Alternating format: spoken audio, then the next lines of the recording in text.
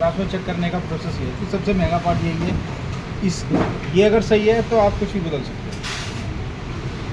आपका ये ख़राब है तो कोई चीज़ मायने रखती नहीं है। डीमर पे इसके वोल्टेज चेक कर लो, प्रॉपर आ रहे हैं।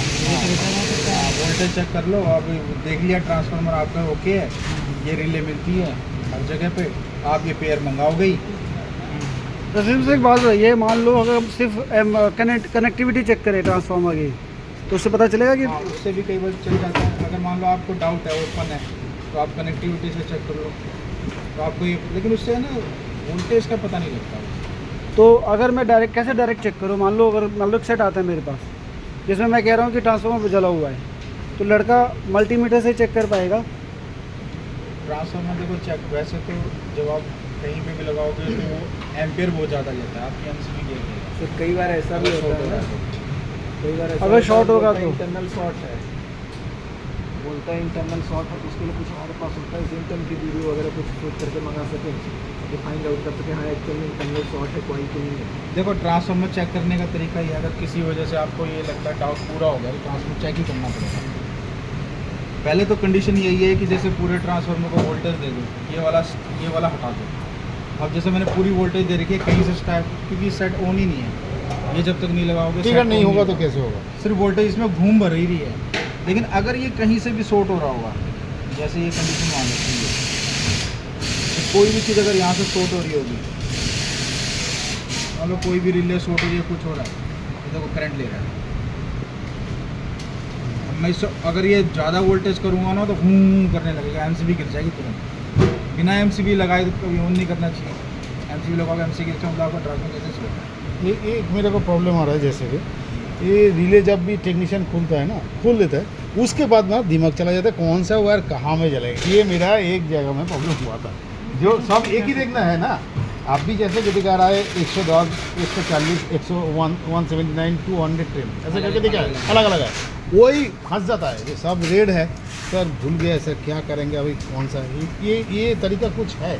हाँ नहीं, इसका आगे वाले टाइम में करेंगे, थोड़ा वायर की वो चल रही है, आप कलर अलग करेंगे ना, अलग करेंगे, एग्जैक्टली सब कलर अलग करेंगे। क्योंकि ये मेरा हुआ है एक बार, नहीं करेंगे, मैंने खुद जाके भी मैंने बोला मेरे को कैसे पता चलेगा, तुम्हें ऐसे करके तुमको लिखना चाहिए था। बोले हाँ हुआ सर, लेकिन भूल गए सर, अभी क्या करेंगे बोल के वो फिर इधर वापस भेज दिया वो वाला, वो रिफर्बिशमेंट दे दिया। लेकिन कोई कुछ नहीं है, सिर्फ ओनली फॉर ये वायर ठीक करने के लिए, क्योंकि ये बोर्ड ले लिया था, ये बोर्ड ले लिया था, उसके बाद में ये तो खोल दिया था ना, सोल्डरिंग खोल दिया था, भूल गया दिमाग से, भूल गया वो। वैसे तो लोग फोटो खींच के रख लेते हैं,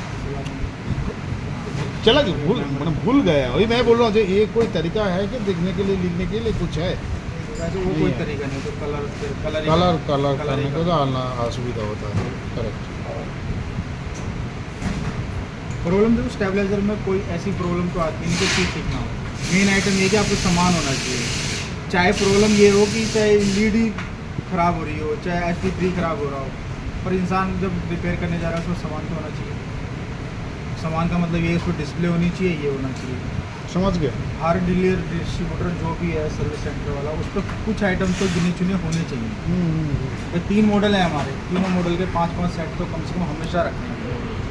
एकदम सही बात बोला। 4100, 490, 41 की मेन है, मेन, और ये कम से कम 10 रिले ये होनी चाहिए, 4-5 रिले ये होनी चाहिए, HT3 होनी चाहिए 10 पीस, लीड 1, 2, 4 कॉमन पार्टी तो होनी चाहिए, ये मतलब होना चाहिए सबको सारी सर्विस। अब मैं कभी भी सर्विस सेंटर क्या कस्टमर पहुंच गया, हाँ ठीक है तुम्हारे पास एक रिले होगी, नहीं मेरे पास रिले नहीं है, हाँ हाँ, लगाओ, मैं उससे बोलता हूँ तेरे पास ये होगा ना, ये नहीं। अरे तुम्हारे पास कुछ भी नहीं होता, सिर्फ एक मल्टीमीटर और एक आयरन, इससे काम थोड़ी ना बनता है कुछ।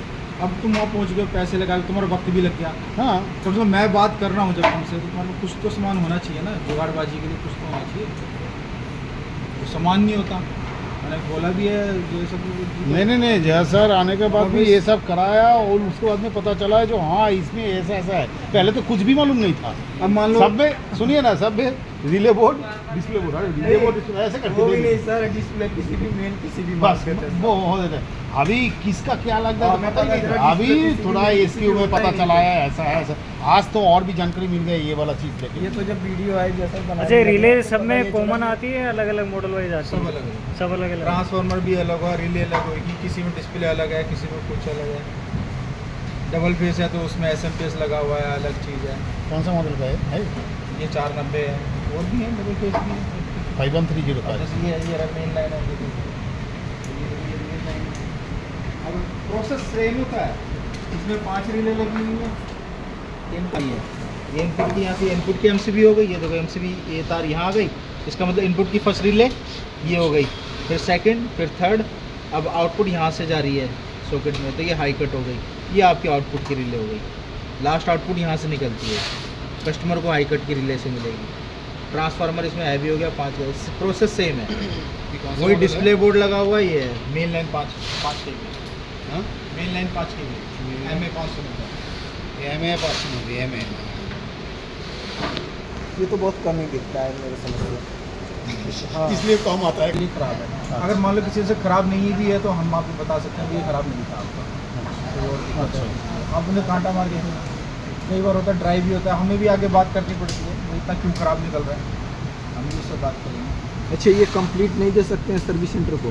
कंप्लीट से कंप्लीट ही आएगा, क्यों नहीं? कंप्लीट ही जाएगा पूरा ना, complete। अलग अलग नहीं जाता है ना? नहीं नहीं नहीं नहीं, ये complete पीसी भी मिलेगा। कंप्लीट जाएगी। ये डिस्प्ले ये आपका सेट है, जैसे ये कंप्लीट जाएगा। ओके। ये तो 4100 का। हाँ कोई नहीं, अब की बार करेंगे क्योंकि अभी सीजन है। उससे जो जा रहा है हाँ, उसकी श्योरिटी नहीं है कि वो सही पहुंच जाएगा। ऐसी कोई पैकिंग तो है नहीं कि बहुत अच्छी पैकिंग में जा रहा है, बढ़िया जा रहा है, ट्रांसपोर्ट में गिरते पड़ते जा रहा है।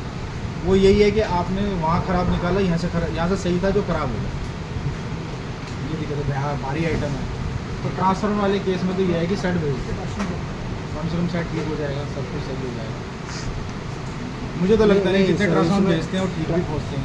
अपनी ही गाड़ी से जा रहा है तो सामान पहुँच जाता है। ना ट्रांसफर सर भी मना करते हैं organic है। अभी कारण पूरा यूनिट यहाँ से मंगाते हैं, ठीक है, उसका कॉस्ट पीरियड था, फिर भेजने का कॉस्ट। अब इसमें क्या है, अगर कोई सर्विस पार्टनर है उसको जैसे अपना कोई सर्विस सेंटर महीने का 10-12 केस वहाँ पे आ रहे हैं, तो मेरा वही था कंसर्न कि कॉइल 2 या 3 कॉइल और बाकी जो जितने भी स्पेयर पार्ट्स अंदर है, जैसे रिले हो गया, कार्ड हो गया, डिस्प्ले कार्ड हो गया, वहाँ उसको स्टॉक में देने हाँ वही तो बोलता है। देखो कार्ड का और इसका तो सब आपको मिल जाएगा। अब एक मान लो ये ट्रांसफार्मर है, अप्रोक्सीमेट इसका 8.5 किलो के आसपास वेट है, 8 8.5 किलो, और इसका पूरा 10-11 किलो होगा, 2 किलो की चीज़ी, और ये हो गया मुश्किल। अब इतने में भी ये भेजोगे, इतने में आपका पूरा सेट भी आ जाएगा। नहीं सर, मेरा बात तो समझिए नहीं। हम एक सेट मंगाएंगे, इसमें हमारा एक बार मंगाने का खर्चा, एक बार भेजने का खर्चा डबल हो जाएगा। अगर हम वही 15-20 केजी एक ही बार मटेरियल दे रहे हैं तो 4 या 5 रुपये केजी पड़ता है ट्रांसपोर्ट से। अच्छा, कट्ठे भेजते हैं। हाँ, इकट्ठे।